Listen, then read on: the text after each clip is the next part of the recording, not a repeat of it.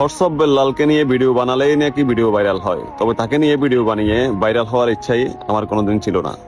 তাকে নিয়ে আমি 5টি ভালো ভিডিও বানিয়েছিলাম।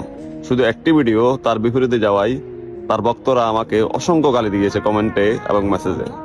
এবং অনেক মানুষ আমাকে মেসেজ করেছে, ভাই আপনি ভালো করেছেন, সে আমাদের টাকা মেরে দিয়েছে। যদিও এটা আমি বিশ্বাস করি না, কারণ থটস অফ বেল্লালের মতো ফেরেস্তার মতো একজন মানুষ কারো টাকা মারতে পারে এটা আমি বিশ্বাস করি না। কি বলেন থটস অফ বেল্লাল ভাই, আমি কি সঠিক বলেছি? আপনি কি কারো টাকা মারতে পারেন? হুম, এটা আমি বিশ্বাস করি না ভাই, এটা আমি বিশ্বাস করি না। ভাই বিষয়টা চদলিম্পংয়ের মতো হয়ে গেল না? এক হালায় আইসা হরজত বেল্লাল বলল, আর আপনি আইসা থরসব বেল্লালকে ফেরেস্তাদের সাথে তুলনা করলেন। বিষয়টা কিরকম চদলিম্পংয়ের মতো হয়ে গেল ভাই। ওই হালায় গালাগালি করে, ফেরেস্তারা কি গালাগালি করে? হ্যাঁ, কার সাথে কি তুলনা দিতে আছেন ভাই? আপনি বুঝের মানুষ হয়ে যদি অবুঝের মতো কথা বলেন, এগুলো হয় ভাই।